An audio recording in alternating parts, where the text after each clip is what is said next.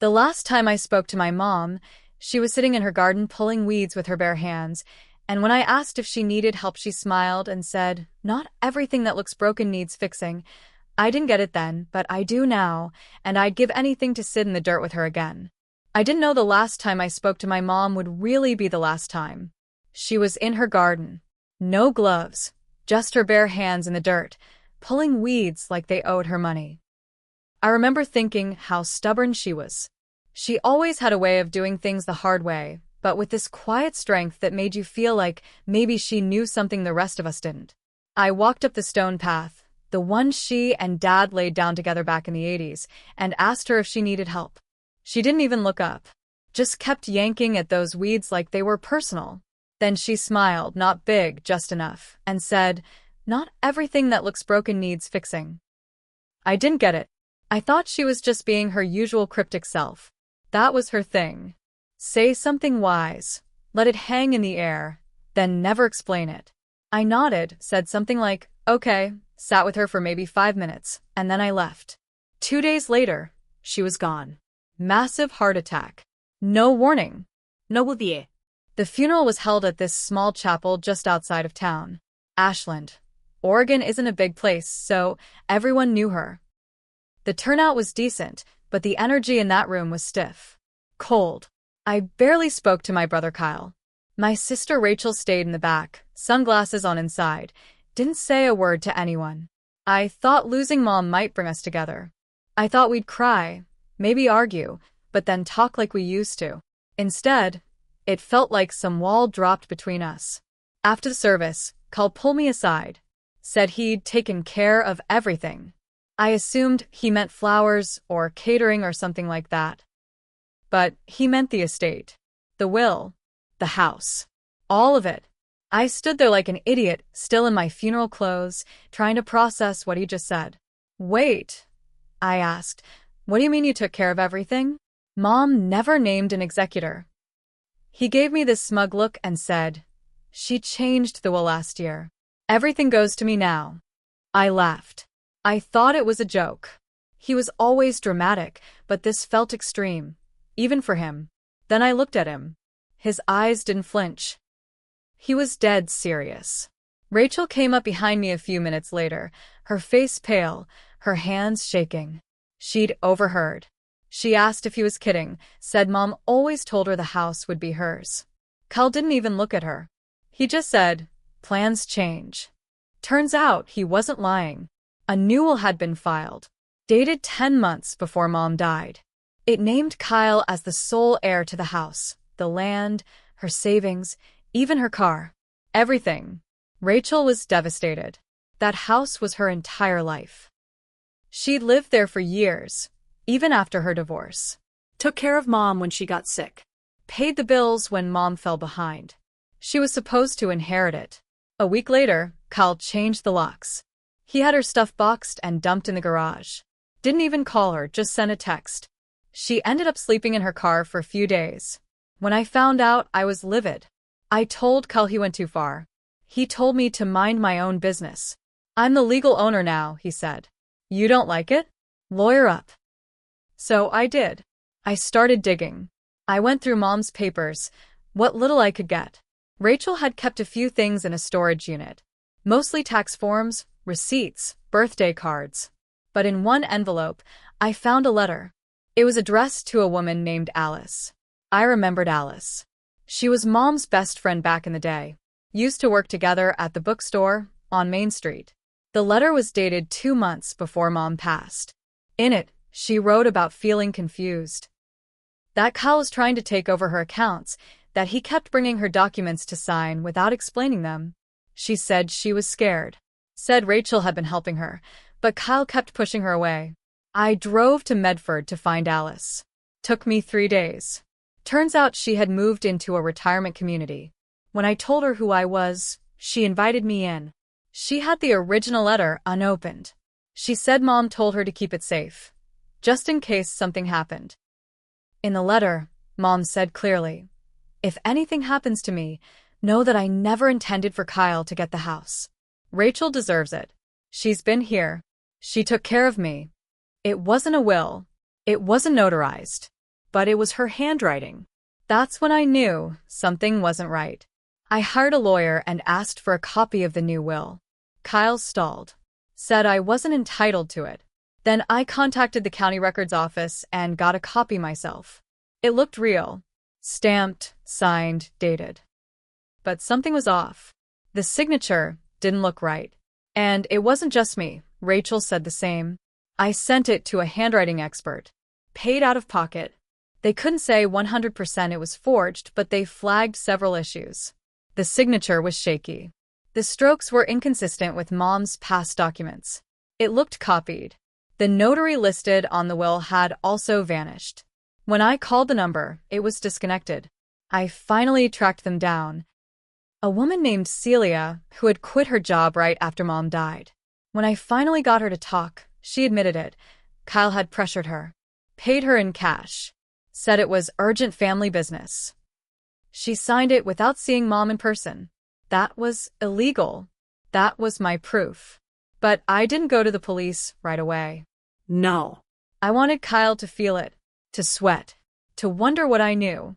I needed him to dig his own grave. And he would, because Kyle always thought he was the smartest guy in the room. After I confirmed what Celia told me, I started planning. I didn't tell Rachel right away. I knew she'd want to go straight to the police, or worse, confront Kyle herself. But this needed to be smart. Clean. If we moved too soon, he'd find a way to bury it all. Instead, I started playing dumb. I messaged Kyle, acted like I wanted to talk things through about the estate. He responded like I hoped he would. Arrogant, short, acting like he was doing me a favor, even talking to me. He invited me to the house. His house now. I showed up with a smile and a recorder in my pocket. He offered me a beer. Told me he'd been thinking about maybe cutting me and Rachel in a little. Maybe a payout. To keep the peace, he said. I asked him why he'd changed the will. Why now, after all these years, Mom would do something like that. I kept my voice calm. Casual. He shrugged and said, she knew who actually took care of things. Rachel was just emotional support. I handled the money. Then he laughed. Besides, Mom wasn't exactly thinking straight those last few months. That was it. That was the crack. The way he said it, like he was proud of it. Like he'd known exactly what he was doing. I left an hour later with everything I needed. Not just his words, but the smug tone, the arrogance. Proof he'd manipulated her. And now I had a forged will, a scared notary, and a taped conversation. I still didn't go to the police. Not yet. Because then something strange happened. Rachel disappeared. She stopped answering my calls. Her number went straight to voicemail. Her car wasn't parked outside her friend's apartment anymore. I drove around Ashland for hours before finally checking the hospital. Nothing. I was about to file a missing persons report when I got a text from her. It said, I'm fine. Don't trust anyone. We'll explain soon. That's it. I didn't know what to do. I drove out to Mom's property. The lights were off, but Kyle's truck was there. I parked up the road and watched the house from a distance. About an hour later, a car pulled up. It wasn't Kyle. It was someone else. A guy I didn't recognize. He got out, went around back, let himself in through the side door. That's when I realized Kyle wasn't working alone. Something bigger was happening. Something we hadn't seen. Rachel wasn't just hiding. She'd found something. Or maybe someone had found her.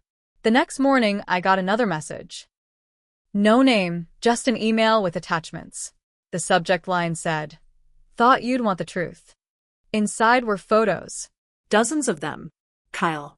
Talking to a man outside a lawyer's office in Eugene. Kyle. Handing over a thick envelope at a bar. A scan of a check Mom had written 6 months before she died, $25,000, to someone named Eric L. Garrison. I'd never heard the name, but the signature on the check didn't look right either. I didn't know where the email came from. But whoever sent it wanted me to blow this up. And I was ready to. But first, I needed to find Rachel. Because whatever Kyle was mixed up in, it went beyond family. He hadn't just stolen the house. He'd sold off pieces of it, quietly, rights to the back lot.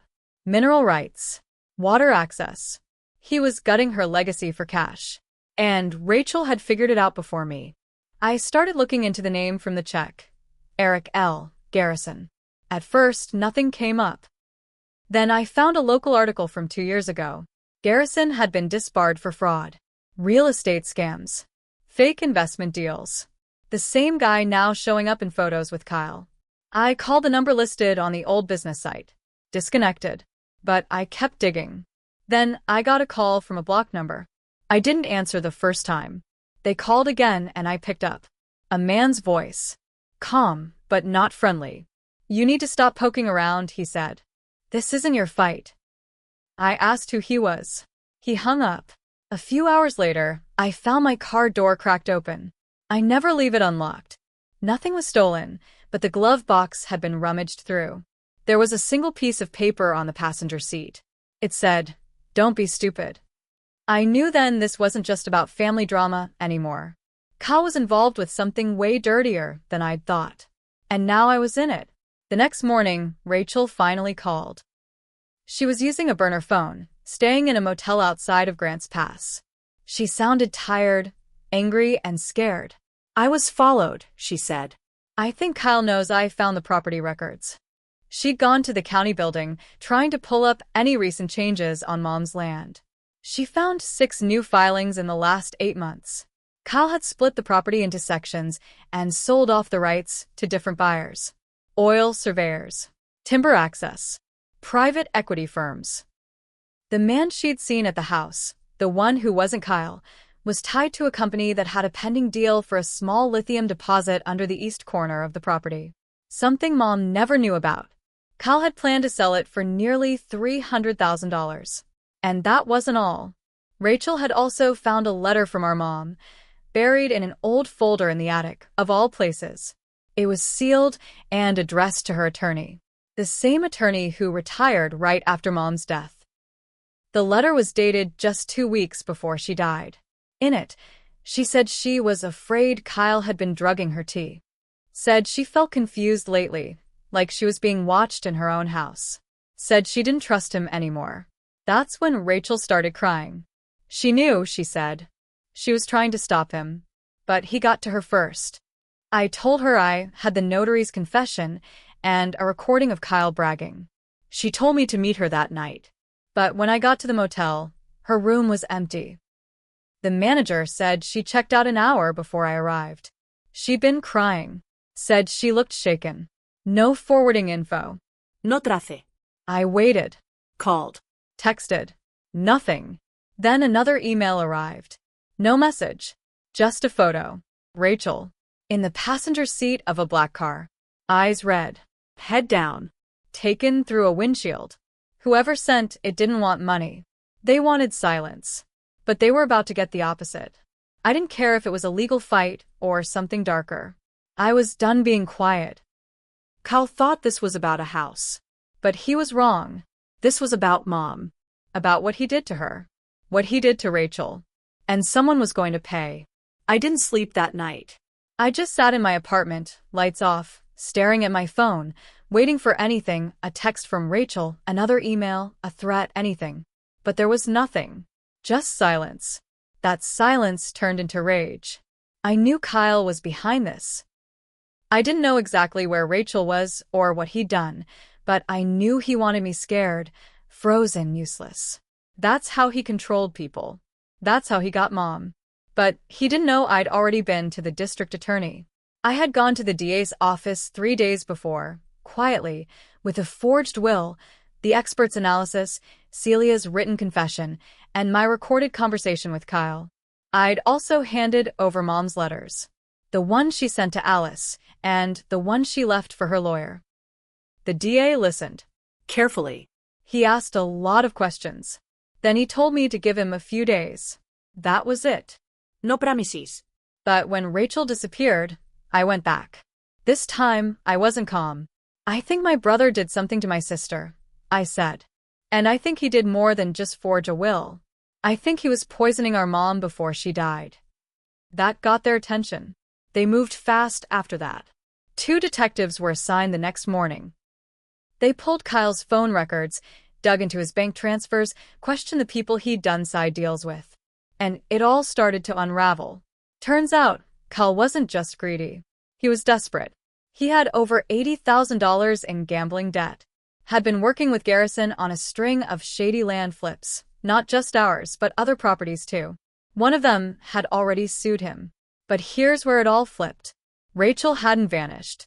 She'd gone to the police herself. In another county. She'd seen a black SUV tailing her outside the motel and panicked. She went to a small-town police station in Merlin, told them everything, and asked for protection. They connected the dots and sent her into protective custody until the DA finished the case. That photo I got of her in the car? It was taken by a private investigator we had hired. He was working with the DA, making it look like Rachel was missing. They needed to rattle Kyle. And it worked. Because 2 days later, Kyle got sloppy. He tried to withdraw $50,000 from a Shell account and got flagged. Then he showed up to the property, tried to break into the locked garage where Mom had kept her old paperwork. Police were waiting. They arrested him on the spot. Charges: fraud, forgery, elder abuse, conspiracy, and obstruction. But the real twist? The coroner reopened Mom's file after the new evidence. The toxicology wasn't full spectrum the first time around, too quick, too simple. This time, they found something in her system. Low levels of scopolamine. It wasn't enough to kill her, but it was enough to disorient her, confuse her, make her forget things. Enough to make her sign things she didn't understand. Enough to make her scared and tired in those final weeks. Kyle had been putting it in her tea. The house? Returned to Rachel. The land deals? Voided by the court.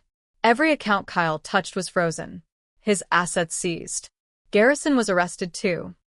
They found his fingerprints on some of the fake documents and tracked him to a property in Coos Bay.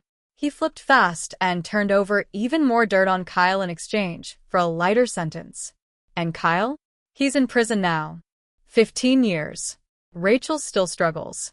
Some days, she cries over things she can't fix. Some days she sits in the dirt in Mom's old garden and just stares at the weeds, remembering. As for me, I sold everything I had and moved back into the guest house behind Mom's place. I take care of the garden now. I keep it the way she liked it. Wild. Messy. Real.